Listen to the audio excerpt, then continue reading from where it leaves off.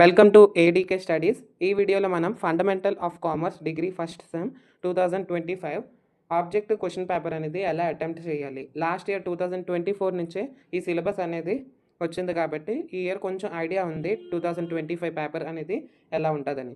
Paper అనేది easy to moderate వేలో ఉంటుంది, కొంచెం మోడరేట్గానే ఉంటుంది, కొన్ని క్వశ్చన్స్ అనేది ట్రిక్కీగానే అనిపిస్తుంది.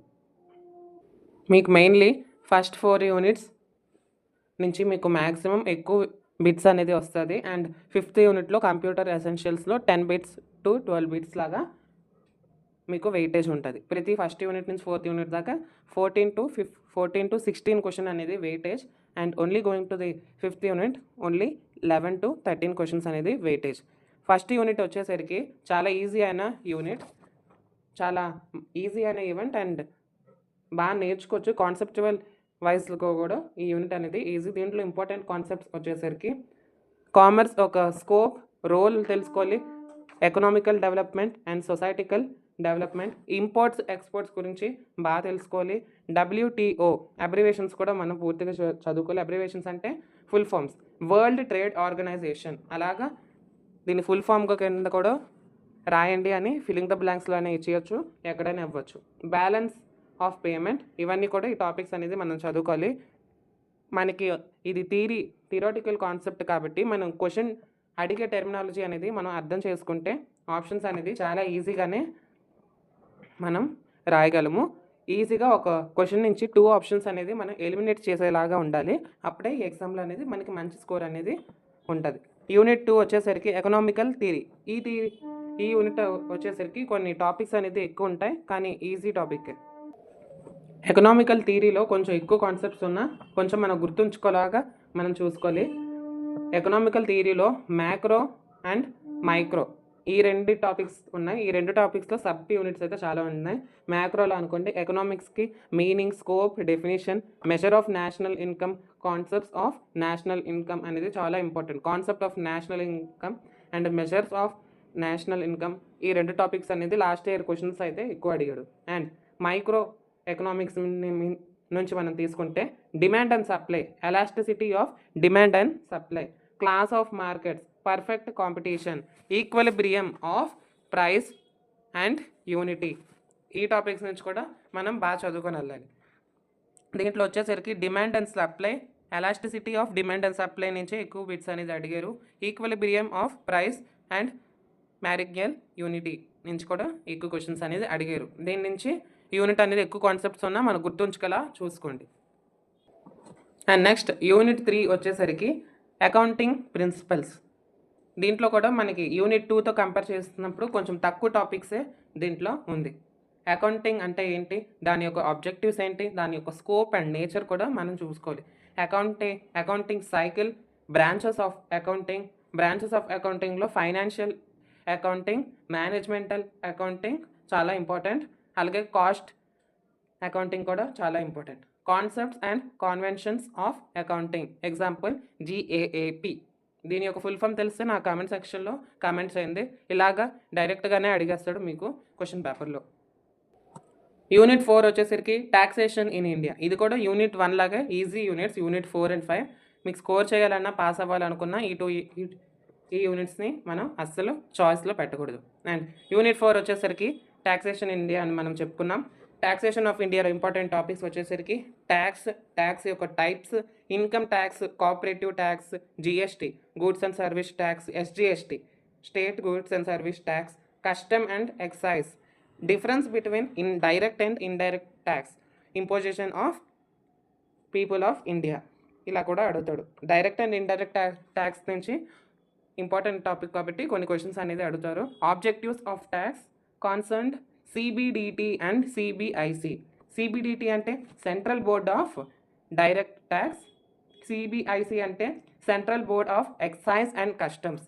ఈ 2 టాపిక్స్ని మనం చూసుకోవాలి. అండ్ దీని ఫుల్ ఫామ్స్ కూడా చూసుకొని వెళ్ళాలి. ఫుల్ ఫామ్స్ అనేది నేను మీకు మరీ స్ట్రెస్ చేసి చెప్తున్నాను, మీరు ఇవన్నీ చూసుకొని వెళ్తేనే ఈజీగా క్వశ్చన్ పేపర్ అనేది అటెంప్ట్ చేయొచ్చు. యూనిట్ 5 వచ్చేసరికి computer essentials.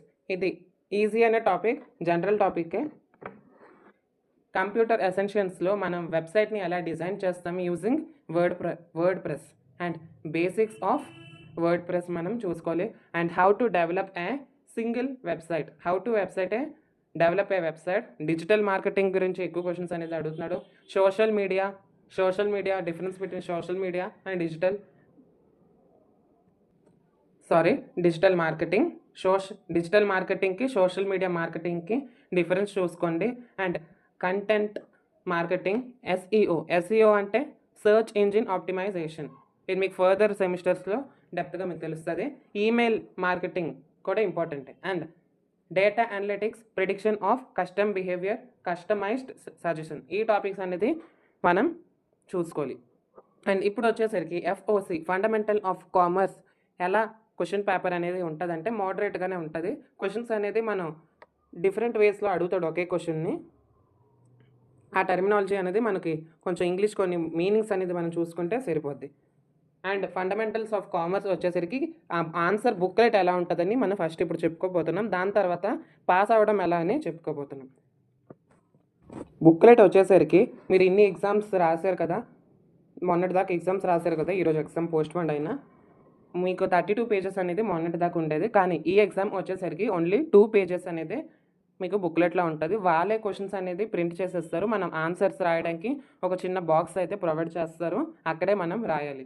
Match the followings దగ్గర మనం సరిగ్గా రాయాలి. ఎగ్జాంపుల్ 51కి జీ అనేది ఆన్సర్ అయితే 51 కింద జీ అనేది రాయాలి. కానీ హారిజాంటల్ ఆర్డర్లో మనకు క్వశ్చన్ పేపర్ ఇచ్చారు కదా, ఆ ఆర్డర్లో అయితే మ్యాచ్ ది ఫాలోయింగ్ రాయకండి, ఎందుకంటే అక్కడే మ్యాక్సిమం తప్పు చేస్తారు. మీరు ఆ బాక్స్లో కనుక మీరు స్ట్రైక్స్ చేస్తే అంతగా నీట్గా అనిపించదు.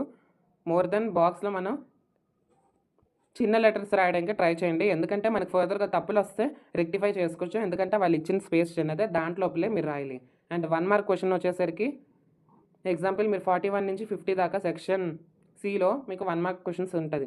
ఆ 41 నుంచి 40 to 50 క్వశ్చన్స్ దాకా ఒక పేజ్లో ఇస్తాడు. ఒక్కొక్క క్వశ్చన్ అనేది 41 అని ఇచ్చి దానికి 4 లైన్స్ మనకి ఆన్సర్ రాయడానికి ప్లేస్ ఇస్తుంది. దాంట్లో కనుక మనం తప్పు రాస్తే ఇంకెక్కడ కూడా బుక్లెట్లో రాయలేము. అండ్ మీరు ఎక్కడైనా లాస్ట్లో కొంచెం అడ్జస్ట్ చేసి రాసినా వాళ్ళైతే మార్క్స్ అయితే కన్సిడర్ అయితే చేయరు. ట్రూ ఆర్ ఫాల్స్ కూడా బాగాలే క్వశ్చన్స్ ఇస్తారు. మన ట్రూ ఆర్ ఫాల్స్ ఫుల్గా రాయండి. టీ అండ్ ఎఫ్ రాయకుండా TRUU ఆర్ FALSC అని రాయాలి. అండ్ ఇప్పుడు fundamental of commerce just pass అవ్వాలనుకున్న వాళ్ళకి, జస్ట్ పాస్ అంటే ఒక 40 అబవ్ రావాలనుకున్న వాళ్ళకి, మీరు కనుక నేను first unit, 4th unit, 5th unit చదువుకుంటే మీ లక్ కానీ బాగుంటే 50+ వచ్చేస్తుంది. కాబట్టి నేను చెప్పినట్టు యూనిట్ 1 ఇంట్రడక్షన్ టు కామర్స్, దీంట్లో కూడా తక్కువ టాపిక్స్ ఉంది. Role of commerce, imports and exports, world trade organization, balance of payments, ఇది మీరు చూసుకుంటారు. 4th వచ్చేసరికి ట్యాక్సేషన్ ఇన్ ఇండియా. ట్యాక్సేషన్ అంటే ఏంటి, ట్యాక్సేషన్ ఒక టైప్స్ ఏంటి, income tax, cooperative tax, GST, మన రోజువారీ చూసే ట్యాక్సెసే కాబట్టి ఇది కూడా ఈజీగానే ఉంటుంది. Direct tax and indirect tax అనేది important. And CBDT and CBIC ఇది కూడా ఇంపార్టెంట్. 5th యూనిట్ వచ్చేసరికి కంప్యూటర్ ఎసెన్షియల్స్, వెబ్ ఎలా డిజైన్ చేయాలి, online marketing, digital marketing, social media నుంచి ఎలా మార్కెటింగ్ చేయొచ్చు, SEO most important, search engine optimisation and data analytics గురించి కూడా కొంచెం చూసుకొని వెళ్ళండి. Prediction of customer behaviour, customized suggestion. And web design వచ్చేసి వర్డ్ ప్రెస్, దాని యొక్క బేసిక్స్ మనం తెలుసుకోవాలి. డెవలపింగ్ ఏ సింగిల్ వెబ్సైట్, ఇది కూడా మనం చూసుకొని వెళ్తున్నాం. అండ్ ఇవన్నీ చదువుకుంటే చాలు, మీరు ఈజీగా అనేది అటెంప్ట్ చేస్తారు. మిగతా క్వశ్చన్స్ అనేది అన్ని ఈ పేపర్లో ఆబ్జెక్టివ్ కాబట్టి నెగిటివ్ మార్క్స్ లేవు, అన్నీ అయితే అటెంప్ట్ చేసి రావాలి. అక్కడే మీకు లక్ అనేది ఫేవర్ అవుద్ది. నాకు 40 క్వశ్చన్స్ వచ్చాయంటే మిగతా 30 క్వశ్చన్స్ అనేది వదిలేసుకొని రాకూడదు. అలా వదిలేసుకొని రాస్తే మనలాంటి పిచ్చోళ్ళు అయితే ఇంకెవరు ఉండరు. కాబట్టి అన్నీ అటెంప్ట్ చేయండి, వచ్చినా రాకపోయినా ఎలాగో ఆబ్జెక్టివ్గా నేను మీకు చెప్పాల్సిన అవసరం కూడా లేదు.